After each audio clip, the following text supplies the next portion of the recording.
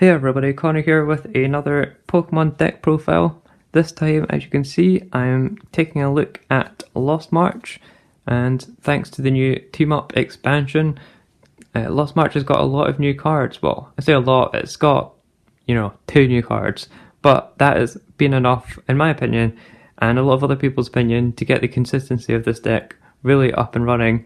And I've seen a lot of people that have really teched the deck out, and there's a lot of different versions, but the version that I'm playing and I'm going to be showing you today is really streamlined. It's just all about consistency, and yeah, you can two-hit stuff sometimes, and that's fine because you're going to be winning the prize trade because this is an all non-GX build, but ultimately it's just all about consistency. So let's not waste any more time, let's get into it. Of course, you need the 4 Hoppip, playing the 40 HP one because it's 40 HP, the other one has 30 HP, which means it's easier to knock out, especially with something like Buzzball's Jet Punch. Just anything that does 30 damage to the bench is not going to be good for you. And of course, we need 4 of the Skip Bloom, which evolve into it. This is how you get Pokemon into the Lost Zone for Lost March, because Lost March does 20 damage for each Pokemon in the Lost Zone, so you evolve into this, you put this and the Hoppip into the Lost Zone, and you get a Jumpluff out of your deck, which is just crazy consistency, and it boosts your damage so quickly. So, like I said, Jumpluff, Lost March, if you're not familiar, 20 for every one of your Pokemon in the Lost Zone. It doesn't include the Prism Star Pokemon, but that's fine because we're not playing any in this deck.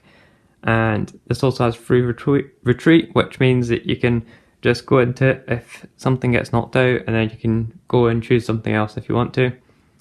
And it attacks for grass energy as well, which is just one single grass attachment, which is really great for the consistency of the deck, which really helps make it viable.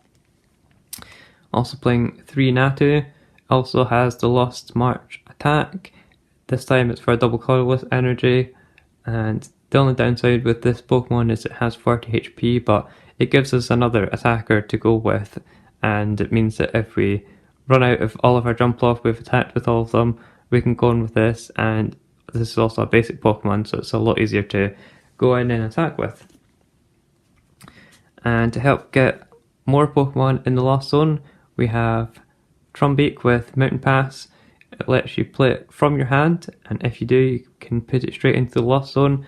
And you also, at the same time as doing this, you look at the top card of your opponent's deck, and if it's a supporter card, you're able to put it into the Lost Zone, which means they're not going to have access to it anymore.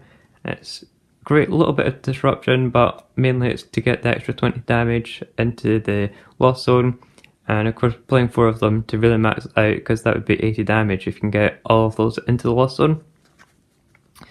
And then I'm also playing a new card from Team Up, 3 Emolga.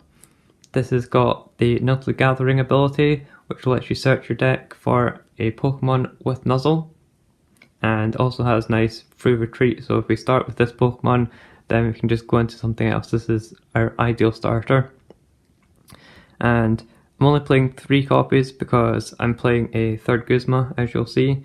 I've been kind of playing around with those numbers, but I really like the 3 copies because ideally what you want to have is 1 on the bench, and this sits here. Use Nuzzle Gathering, gets you another Emolga out of the deck, and then you use Pokemon Communication to put that back in your deck and search out one of these Pokemon that you need.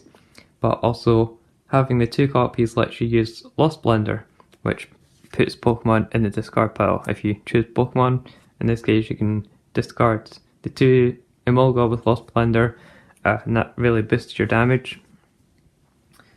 So, speaking of supporters such as Guzma, I'm playing 4 copies of Lily.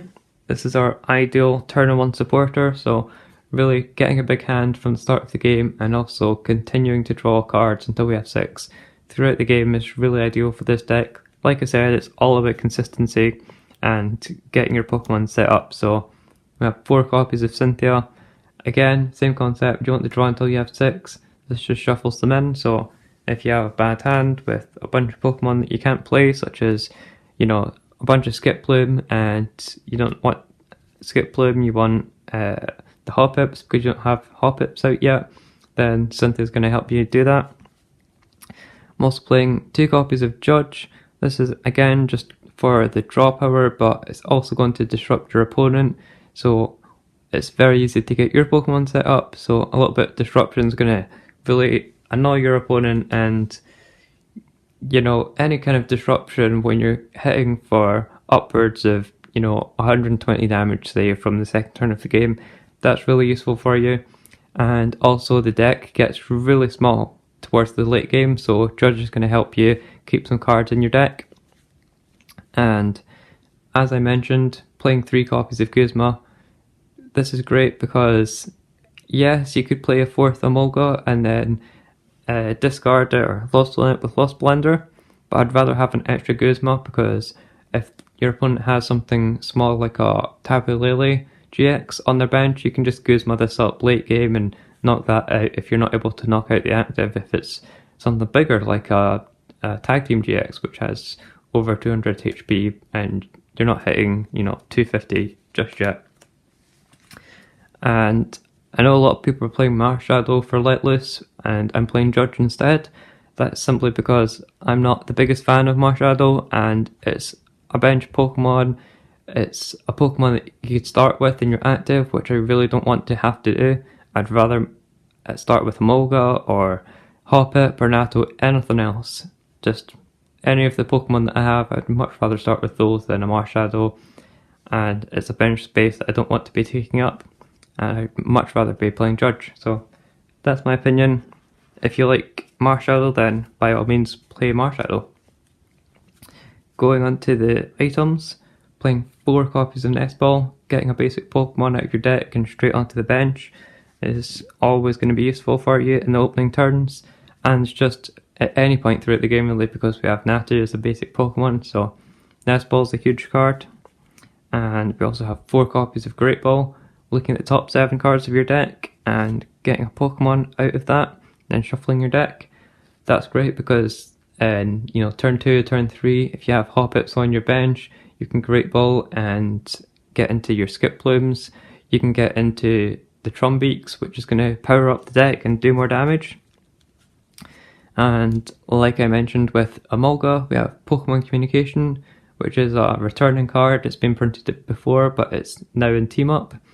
And this is going to let you play Emolga, like I said, Nuzlocke Gathering for another Emolga out of your deck, and then use Pokemon Communication to put it back in your deck and search for a Pokemon that you do need. So, a great consistency card that we got from the new set, and I'm really glad to see it return and get a reprint because it's just a great card in general. And as I mentioned, Lost Blender, going to put 2 cards from your hand into the Lost Zone, and most of the time this is going to be Emolga. Sometimes it might be 1 Emolga and a supporter like Cynthia or Lily, just something else that you don't need, and it's going to let you draw a card.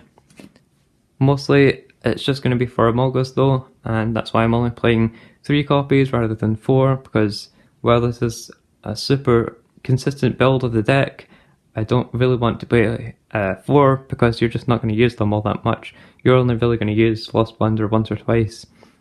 And we also have 1 copy of Rescue Stretcher. This is just to get back some stuff like mostly Natu.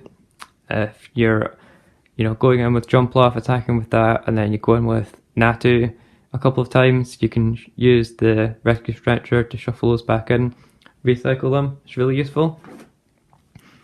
And that's it for the bulk of the deck. We just have 4 double colorless energy. Let us attack with Natu, of course. And then I'm also playing 4 copies of grass energy to attack with Jumpluff. We only have 4 Jumpluff, so we only need 4 grass energy. And I'm also playing 1 super boost energy. This is simply for Shuckle GX, which is a nightmare for this deck regardless, because Shuckle GX's ability, you have to have more than 2 energy attached to your Pokemon. So if you get 3 Jumpluff out, you can attach this and it'll count as 4 energy, so you can attack and you should be knocking out the Shuckle at that point. Because if you don't do that, then you're going to have to have your grass energy on a jump off and then attach a double colorless, which is just not efficient for you. Yes, you're going to be taking more prizes than what they are. You're trading one prize for their two prizes, but just attaching energy like that when it's very scarce in this deck is not hugely helpful. It's not efficient, but we have that one copy to hopefully balance it out, and there's really no reason not to play the Super Boost, because if I wasn't playing it, I'd just be playing a 5th grass energy, so there's no reason not to play it. And the only issue would be something like enhanced armor, so you just don't play it down too early, you just play it down when you need it. So that's a look at my consistent Lost March build after team up. Hopefully I'll keep adding to it as new cards get released, but I'm really happy with how the deck is at the minute. I highly recommend going and trying this deck out if you haven't already. It's a great load of fun to play. If you played Night March back when that came out, or if you still play it and expanded, I would definitely recommend going and giving this deck a shot as well, because it's very similar. It's just putting Pokemon in the Lost Zone instead of the discard pile, and it's a very similar engine. This is great fun to play. As you can see, no GX Pokemon, no super rare Pokemon. The Jumpluff's even a League promo, which is the ones that I have, so they're really cheap to get. Great budget deck for anyone that wants to get into the game. I'd highly recommend for new players to pick this one up. So if you enjoyed this video and want more deck profiles, be sure to let me know in the comment section below, and give this video a like if you enjoyed it. And also go and subscribe to the channel, check out my Facebook page for updates when I'm going to be posting new videos, and I'll see you guys in the next video.